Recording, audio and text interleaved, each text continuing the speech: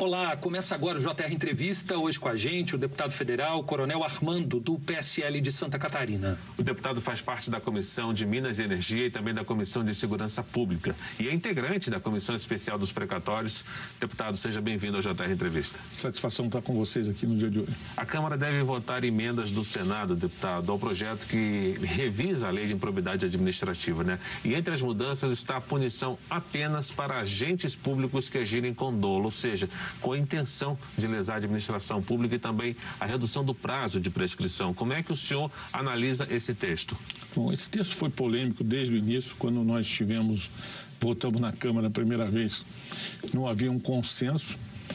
Os parlamentares que têm mais tempo de casa, a maioria deles é a favor dessa mudança de que só interpretar o dolo. E citam como exemplo o caso até do prefeito João Rodrigues de Chapecó, que teve um problema ali quando era prefeito de Pinhalzinho e chegou a ser preso como deputado.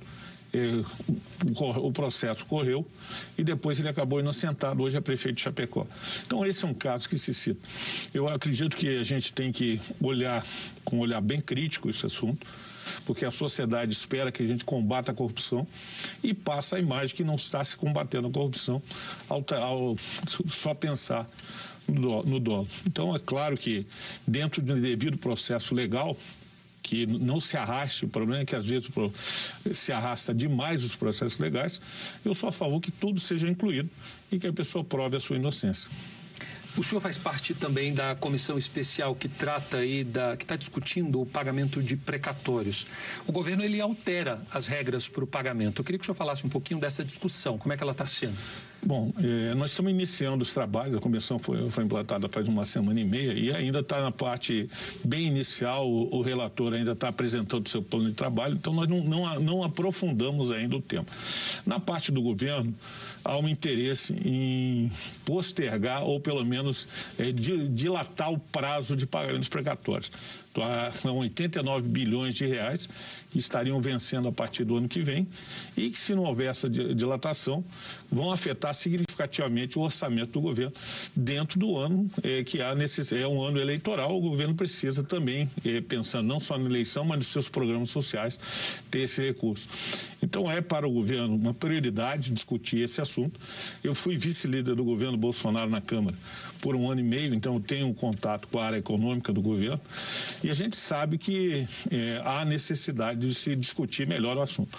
Eu acho que vai chegar num bom senso, num bom termo aí, de equilíbrio, que sejam pagos os precatórios, mas de forma um pouquinho mais prolongado. Deputado, a dívida total dos precatórios é estimada em 89 bilhões. O governo pretende negociar o pagamento de 33 bilhões para o ano que vem e o restante meio que é perder de vista.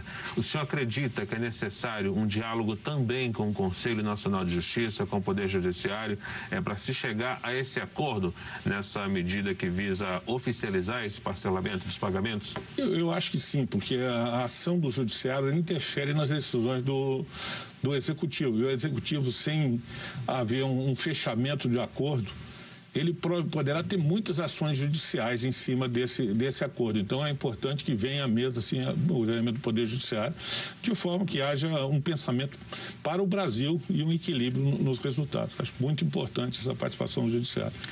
Deputado, lembrando aí para quem está em casa, né, quem está nos assistindo, que o precatório é justamente o pagamento de dívidas do Estado, seja ele federal ou estadual, junto a uma decisão que já transitou em julgado, ele é obrigado a pagar. E é isso que tem dado muita polêmica, né? Uma decisão judicial, ela se cumpre, né? Não tenta se parcelar como está fazendo. Mas, enfim, a ideia dessa medida é justamente financiar aí o novo programa do governo, que é o Auxílio Brasil, como o senhor mesmo falou. Agora, nessa linha de batalha aí, não fica um pouco complicado, né? Tentar postergar o pagamento daquele que tem direito para financiar um pagamento só porque é ano eleitoral? Olha, eu entendo também que a pessoa que tem tem a expectativa de receber, tem essa esperança de receber o mais rápido possível. Eu acho que o ano eleitoral não seria dizer que não é importante para o governo ter esses recursos para investir no ano eleitoral. Qualquer governo, independente de qual partido for, ele pretende apresentar resultados, e esses recursos eles vão para uma finalidade social também e não vão para outra finalidade que não social, de ajustar determinadas dificuldades que as pessoas têm na nossa sociedade.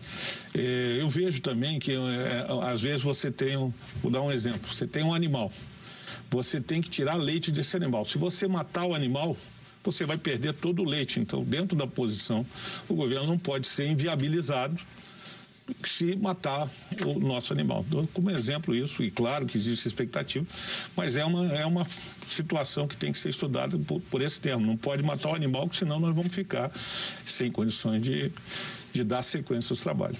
Deputado, uma questão que aflige muito a população é a questão do aumento dos combustíveis, né? A Câmara está analisando propostas para conter esses aumentos constantes, que só esse ano já chega aí a pouco mais de 30%. A ideia é costurar um acordo na Câmara para votar 2 projetos. Um que trata da uniformização do ICMS, que é um tributo estadual, e outro traz a possibilidade de criação de um fundo, exatamente para conter essa oscilação dos preços. O senhor acredita que é possível encontrar um texto, um projeto que possa equilibrar essa questão, que não signifique prejuízo para a Petrobras, mas ao mesmo tempo também não doa tanto no bolso da população? Eu acredito que sim. Eu acho que o ICMS ele é mais fácil, porque envolve a presença dos 27 governadores. Então, se houver um consenso e o pessoal pensar que quem está sofrendo é a população, tirar a questão ideológica do assunto, o governo federal já retirou seus impostos do custo da produção do combustível, falta que a gente consiga trazer os governadores para essa parte do ICMS. Quanto ao fundo da Petrobras ser criado, a gente sabe que a Petrobras ela não tem a liberdade de controlar o preço. A gente que havia até sempre a pessoa, por que a gente produz gasolina a 2 e vende a 6 ou vende para o exterior mais barato que no Brasil? Primeiro são os impostos e segundo, em anos anteriores a Petrobras pagou para os acionistas minoritários nos Estados Unidos, já que nós temos ação na Bolsa, 2 bilhões de dólares só num acordo de compensação pela depreciação do valor da Petrobras no mercado internacional. Então, é um tema difícil você falar em criar um fundo ou trazer a Petrobras a vender nos preços mais baratos aqui, porque tem acionistas minoritários e estrangeiros participando. Então, tem que ser mais elaborado esse acordo, esse fundo, mas ele é necessário para a gente controlar, já que sabemos que o aumento dos impostos nos combustíveis, eles impactam toda a inflação e a cadeia produtiva. Nós lembramos que você pode assistir o JR Entrevista na Record News às 7h, também no portal R7, no Play Plus, no Jornal da Record, no JR 24 horas à 00:30 e ainda em nossas redes sociais, Alessandro. É isso. Vamos mudar agora de assunto, falar um pouquinho da reforma do Código Eleitoral. O texto, o projeto que seguiu para o Senado, ele manteve a quarentena de 4 anos para juízes, integrantes do Ministério Público, policiais e também militares. Há quem diga que isso foi tudo arquitetado para justamente impedir a possibilidade de o ex-juiz e ex-ministro Sérgio Moro concorrer à presidência da República. Como é que o senhor está vendo tudo isso? Como é que o senhor vê essa quarentena e esse possível entrave para o ex-ministro? Bom, eu falo primeiro como parte. Eu sou militar do Exército, eu estava na reserva e pude concorrer ao cargo, à função de deputado federal. Quando você cria uma quarentena especificamente para 4 profissões, você tem alguma intenção. Eu acho que a gente que vem dessas carreiras de Estado, traz valores para a Câmara. Nós temos o espírito de compreensão, a honestidade, o patriotismo. A gente não faz acordos espúrios, que às vezes acontece. Então, a nossa presença, em algum momento, ela dificulta o funcionamento, porque a gente busca resultado, e não só nós, mas outros parlamentares também. Então, eu vejo a quarentena como algo específico para prejudicar quem vem dessas carreiras. O caso do ex-ministro Moro, ele representou um símbolo no combate à corrupção e, com isso, ele desagradou muita gente na sua atuação como juiz. Hoje tem processos e tal, anularam os processos dele, mas ele mesmo responde a processo. Então, eu não vejo essa situação, porque o que foi aprovado foi para daqui a 4 anos vigorar, em 2026. Então, não vai afetar o Moro nesse momento. E daqui a 4 anos, a realidade política do Brasil vai ser outra. Então, eu acho que não afeta. Pode até ter sido, no início, uma intenção, mas pegou todas as categorias. E, nesse momento, eu não vejo, como eu disse, o caso específico do Moro, e sim das categorias que estão sendo prejudicadas. Outros não têm nenhum tipo de período de carência para poder vir. Deputado, outra reforma importante é a administrativa, que enfrenta resistências, muitas resistências no plenário da Câmara. Um dos principais argumentos exatamente é de que o texto atual enfraquece muitas carreiras do funcionalismo público. O senhor concorda? Como é que o senhor vê essa discussão em torno da reforma administrativa? Será que sai esse ano? Ano que vem talvez fique mais difícil por conta do ano eleitoral. É possível discutir esse assunto ainda? Eu acho que sim. Nós estamos com a PEC 32, está sendo discutida direto todo o tempo. Há quase um mês nós já vemos tratando desse assunto. Já há um relatório ali que foi modificado. O deputado Celso Sabino é o relator, está mexendo com ele, está fazendo adaptações, mas nós precisamos ter uma reforma administrativa assim. Nós temos que diminuir o tamanho do Estado. Hoje, se você não fizer a reforma, você vai continuar cobrando tributos, e hoje tem carreiras que também não são tão essenciais mais, e o setor público, ele tem que ser fortalecido, tem pessoas muito competentes no setor público, mas tem que ter, assim como uma empresa faz, uma avaliação da necessidade das carreiras. O senhor acredita que há quem diga que antes de fazer a própria reforma administrativa seria importante mensurar o tamanho do Estado, né? Sim. Antes da reforma tributária, perdão. Isso. Então, o senhor acredita que a reforma administrativa ela deve ser prioridade para aí sim, logo depois, pensar na reforma tributária? E complementando o que o Luiz falou, o senhor acredita que ela deve ser votada ainda esse ano? Administrativa, sim. Eu acho importante, e a gente está assim, você vai ter um diagnóstico do tamanho do Estado, porque você cobrar tributos sem saber o tamanho que você paga está errado. Eu acho que qualquer pensamento racional, primeiro você teria que conhecer o tamanho. E ali a gente vai poder enxugar, de certa forma, o tamanho do Estado, como o governo Bolsonaro fez no início do mandato, extinguindo cargos nos ministérios. Isso tudo tem que ser aprovado. A gente traz a meritocracia para o serviço público de uma forma mais intensa. É lógico que já existem algumas carreiras onde a meritocracia participa, mas não em todas. Então, eu acho que o que vai ser, sim, bastante discutido. A mobilização contrária também tem sido muito grande. A gente desce no aeroporto aqui em Brasília, tem gente lá te esperando, pessoas que não estão trabalhando e que estão defendendo ali a falta de mudança ou dessa reforma, contrários à reforma. Mas eu acho que, como tudo que vem, é necessário que seja feito com estudo, mas que não se cristalize as coisas como as pessoas querem cristalizar. Eu acho que não dá para a gente cristalizar. O Brasil está numa fase de modernização. Hoje a tecnologia já está em todos os lugares, o próprio serviço público tem que trazer o melhor. Então, eu acho que vai otimizar essa reforma, e eu acredito que ela possa vir a ser votada esse ano.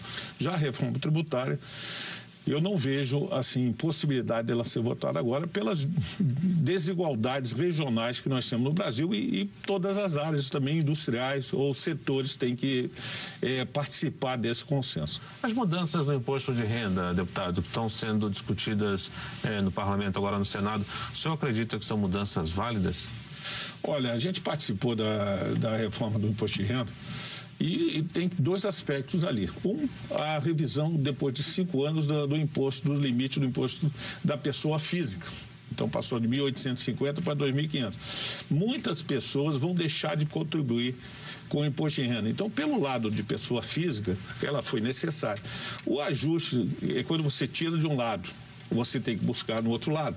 E esse equilíbrio está na parte do imposto das pessoas jurídicas, que tem que ser contempladas, e nem todas as empresas e MEI e empresas têm a mesma igualdade. Então, algumas estão sendo mais taxadas que a outra, porque não tem todos os insumos que algumas têm. Então, ainda vai ser mais discutida essa reforma do imposto de renda. Eu acho que já foi aprovada na Câmara, mas no Senado ela vai ser talvez congelada por algum tempo, e até que se chegue num consenso maior em relação a ela. uma reforma que deve ser bastante discutida, né? Ficar bom para todos os lados, né? O empresariado, o Estado, enfim. O JR Entrevista vai para um rápido intervalo. Na volta, a gente fala sobre o projeto de lei que prorroga para dezembro de 2026 a desoneração da folha de pagamento. Até já. Já estamos de volta com o JR Entrevista e nesta edição nós conversamos com o deputado federal Coronel Armando, do PSL de Santa Catarina. Deputado, a Comissão de Finanças aprovou o projeto de lei que prorroga para dezembro de 2026 a desoneração da folha de pagamento, que contempla aí 17 grandes setores da economia e emprega mais de 6 milhões de trabalhadores. Qual a importância dessa proposta no momento em que a economia anda fragilizada, principalmente por conta da pandemia da Covid-19? Bom, inicialmente a gente vê que isso já é uma decisão anterior à desoneração do setor industrial das nossas empresas. E isso teve uma função de fortalecer as indústrias e, ao mesmo tempo, gerar empregos. Se isso for retirado, nós vamos ter mais desemprego aliado à pandemia. Então, é importante que a gente consiga aprovar essa desoneração, manter a desoneração das 17 grupos. E nós estamos sendo procurados por outros setores que querem ser incluídos também, mas para fazer isso vai ter que mexer na Constituição, porque isso é anterior, essa desoneração já é um acordo anterior. Então, eu acho difícil que a gente possa, nesse momento, incluir outros setores, se não iniciar um outro projeto para incluir outros setores, e talvez ser justo com algumas outras áreas que também passam pelas mesmas dificuldades. Mas eu entendo que a desoneração ela foi uma medida tomada e ainda se mostra necessária para a manutenção de emprego. Todas as ações do governo, o Pronamp e os estímulos, eles têm ajudado contra a pandemia, mas não chegam nas grandes empresas que estão segurando o emprego, estão mantendo o emprego com dificuldades. Então, eu acho que tem setores ainda que precisam ser incluídos, uma discussão maior, mas nesse momento, primeiro vamos garantir a esses 17 setores a manutenção da desoneração e sim trabalhar para que haja condições de se incluir outras pessoas e o governo também tenha sempre pautado o equilíbrio de contas. A gente que pertenceu ao governo, foi líder do governo, sabe que o governo tem que trabalhar com uma matemática de equilíbrio. Não pode ter um grande déficit para sustentar a nossa sociedade. Deputado, as eleições estão chegando, esse xadrez político está sendo montado a cada dia, né? Cada dia que vai chegando próximo da eleição. E nós vimos aí a fusão do PSL com o DEM. Como é que o senhor viu essa junção desses dois partidos? Bom, eu vejo assim, eu sou oriundo do PSL, mas nós rachamos desde o início do governo, em outubro, exatamente dia 8 de outubro de 2019, o presidente deu uma declaração e provocou um racha no PSL, dividindo. Nós já não tínhamos uma grande uniformidade dentro do PSL, apesar de sermos 53 deputados federais, nós não tínhamos uma grande uniformidade. E a partir do racha, nós passamos a ter dificuldades internas no partido, alguns passaram a não ter cargos, não poder participar de comissões, e outros ficaram. Isso se prolongou ao longo do nosso tempo de mandato, nós estamos já terminando o 3º ano, e agora o PSL se funde ao DEM com alguma estratégia que não chega aos deputados que não são o presidente do partido ou o vice-presidente do partido.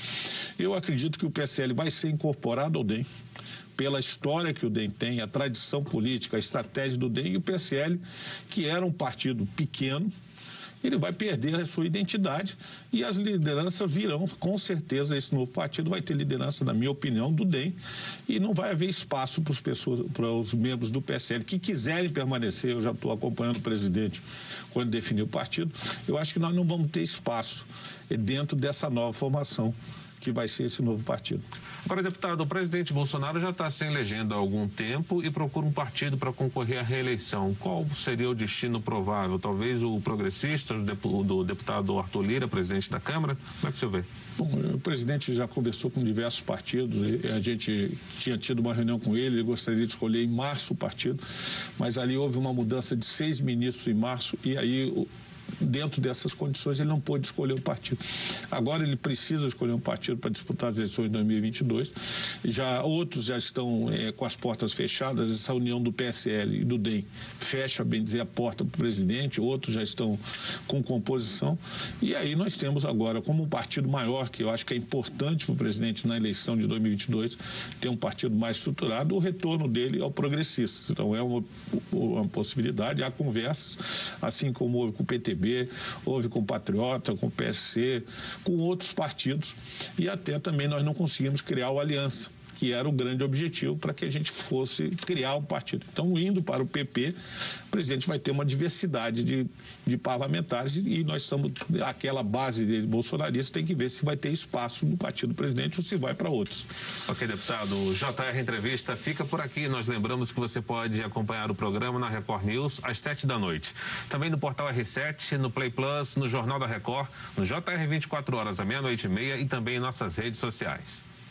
Muito obrigado, deputado, e obrigado você pela sua presença aqui no JR Entrevista. E até a próxima. Até mais.